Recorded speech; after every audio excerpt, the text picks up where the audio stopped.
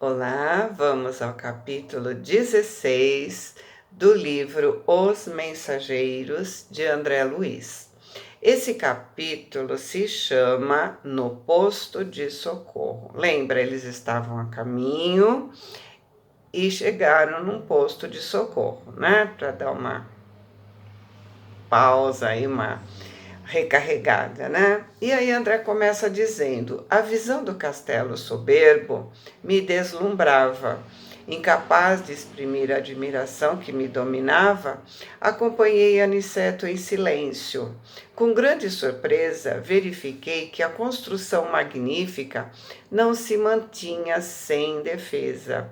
O local era cercado por pesados muros, numa extensão que meus olhos não conseguiam abranger.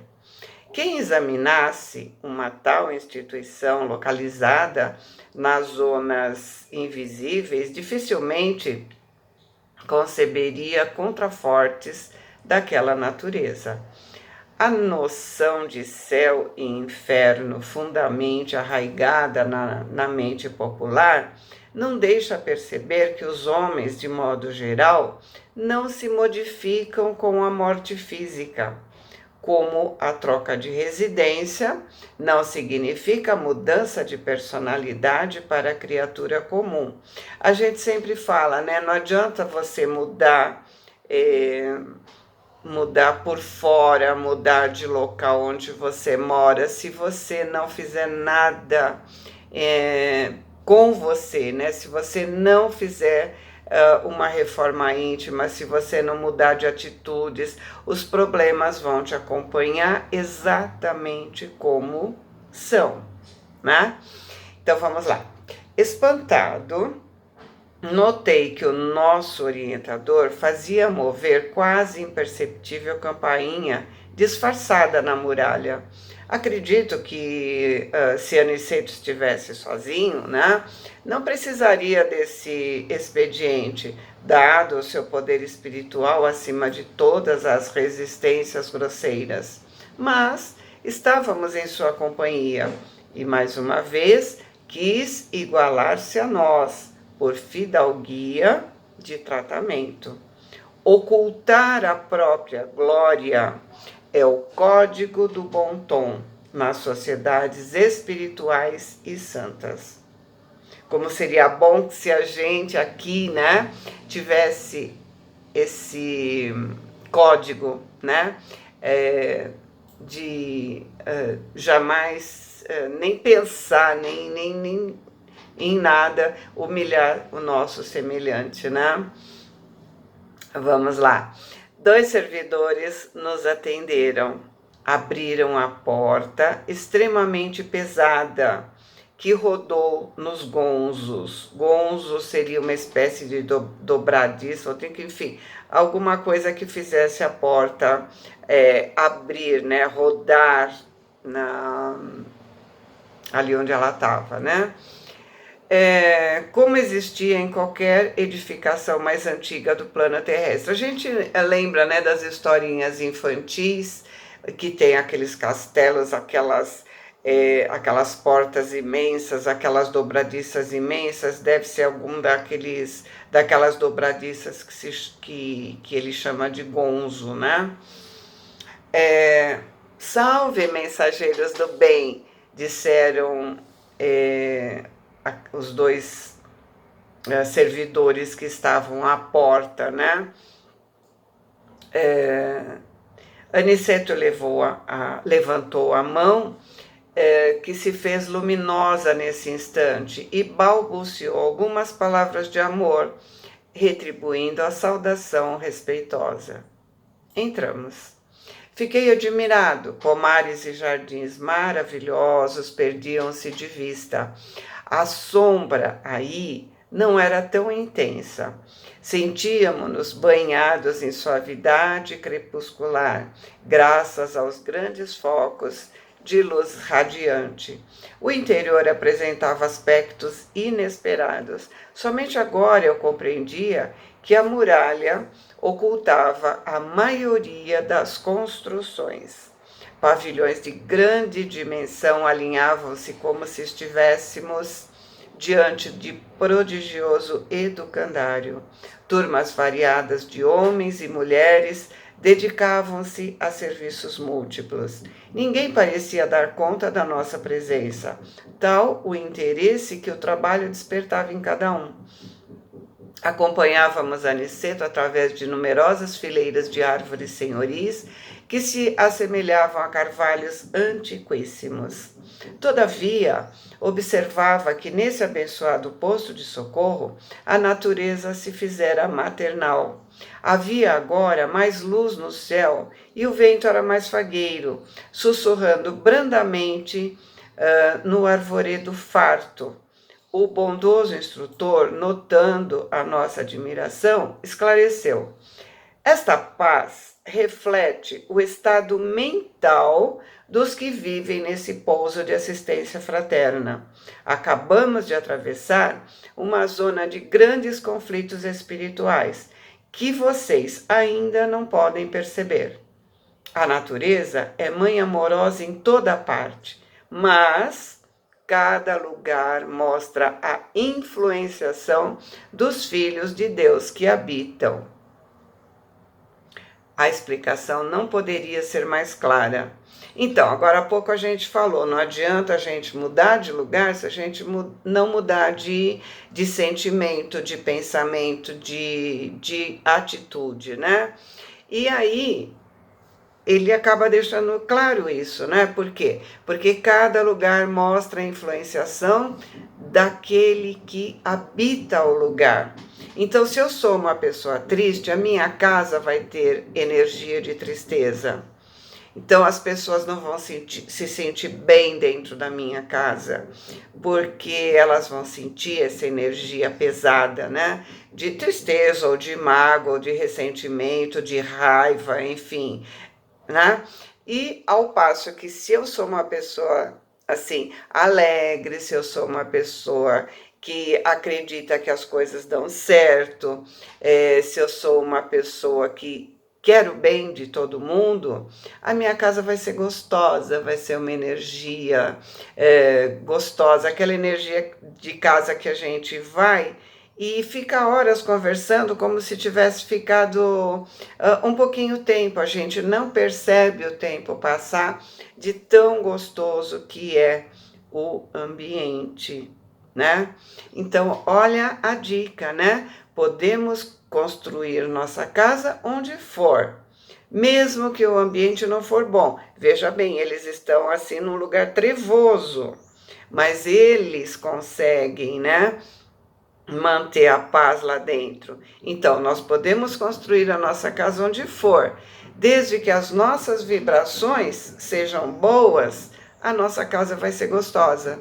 Então, tudo depende de nós. Que lição, né? Vamos continuar? Atingindo o edifício central, construído à maneira de formoso castelo europeu dos tempos feudais, fomos defrontados por um casal extremamente simpático. Meu caro Aniceto, falou o cavalheiro abraçando o nosso orientador. Meu caro Alfredo, minha nobre Ismalha, respondeu Aniceto sorridente. Após as saudações afetuosas, ele nos apresentou o lisonjeiro. O casal nos abraçou, evidenciando cordialidade e atenção amiga. Nosso prezado Alfredo, continuou Aniceto, elucidando, é o dedicado administrador desse posto de socorro. Há muito tempo ele se consagrou ao serviço de nossos irmãos ignorantes e desviados. Não prossiga, revidou o apresentado, né? Como a fugir de referências elogiosas. Consagrei-me simplesmente ao dever. E como se quisesse modificar a conversa, ele disse atencioso, mas que surpresa agradável! Há muitos dias não temos visitas de nosso lar. Ainda bem que vieram hoje, quando Ismalha veio igualmente ter comigo. Por que? Considerei intimamente. Não seria aquela senhora de lindo semblante a esposa dele? Não viviam juntos aqui, ali, como na terra? Antes, porém, que pudesse chegar a qualquer conclusão, Alfredo nos conduziu ao interior doméstico. As escadas de substâncias idênticas ao mármore impressionavam pela transparente beleza. Da varanda extensa e nobre, onde as colunatas se enfeitavam de eras floridas, muito diferente, porém, daquela que a gente conhece aqui na Terra, né? Penetramos em vasto salão mobiliado ao gosto mais antigo. Os móveis delicadamente esculturados formavam um conjunto encantador. Admirado, olhei as paredes de onde pendiam quadros maravilhosos. Um deles, contudo, me impunha especial atenção. Era uma tela enorme, representando o martírio de São Diniz, o apóstolo das Galhas, rudemente supliciado nos primeiros templos do cristianismo, segundo meus humildes conhecimentos de história. Intrigado, recordei que tinha visto na terra um quadro absolutamente igual àquele. Não se tratava de um famoso trabalho de Bonnat, célebre pintor francês dos últimos tempos? A cópia do posto de socorro, todavia, era muito mais bela. A lenda popular estava lindamente expressa nos mínimos detalhes. O glorioso apóstolo seminu, com a cabeça decepada, tronco aureolado de intensa luz, fazia um esforço supremo por levantar o próprio crânio que lhe rolara aos pés, enquanto os assassinos o contemplavam. Tomados de intenso horror do alto, via-se descer um emissário divino, trazendo ao servo do Senhor a coroa e a palma da vitória. Havia, porém, naquela cópia profunda luminosidade, como se cada pincelada contivesse movimento e vida. Observando a minha admiração, Alfredo falou sorrindo: todos nos visitam pela primeira vez, estimam a contemplação dessa cópia soberba. Ah, sim, retruquei. O original, segundo estou informado, pode ser visto no Panteão de Paris. Engana-se, explicou Alfredo. Nem todos os quadros, como nem todas as grandes composições artísticas, são de origem da terra. É certo que devemos muitas criações sublimes à celebração humana, mas, nesse caso, o assunto é mais transcendente. Temos aqui a história real dessa tela magnífica. Foi idealizada e executada por nobre artista cristão numa cidade espiritual muito ligada à França. Em fins do século passado, embora estivesse retido no círculo carnal, o grande pintor de Bayonne visitou essa colônia em noite de muita inspiração, que ele humanamente poderia classificar de maravilhoso sonho. Desde o minuto em que ele viu a tela, Florentino Bonnat não descansou enquanto não a reproduziu palidamente, em desenho que ficou célebre no mundo inteiro. As cópias terrestres, todavia, não têm essa pureza de linhas e luzes, e nem mesmo a reprodução sob nossos olhos tem a beleza imponente do original, que já tive a felicidade de ver de perto, quando organizávamos aqui no posto homenagens singelas para a honrosa visita que nos fez o grande servo do Cristo. Para movimentar as providências necessárias, visitei pessoalmente a cidade espiritual a que me referi. Grande espanto se apossou do meu coração. Via agora